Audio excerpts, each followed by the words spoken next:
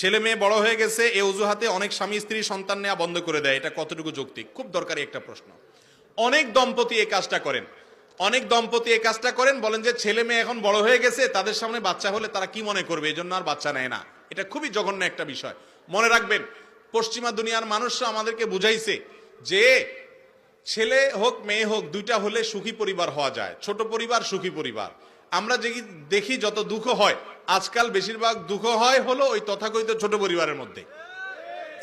ইহুদিরা এক সময় তারা যখন আমাদেরকে জন্ম নিয়ন্ত্রণের ফজিলত শুনাইতো, তারা পশ্চিমা দেশগুলোর রাস্তা রাস্তায় 5টা 7টা 8টা তাদের বাচ্চা সাথে নিয়ে নিয়ে ঘুরে বেড়াইত।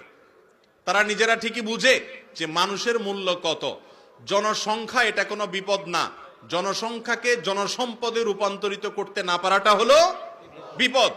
চায়নাতে এত মানুষ, চায়না গোটা দুনিয়ার বাণিজ্যিক নেতৃত্ব যারা দিচ্ছে তাদের মধ্যে একটা দেশ।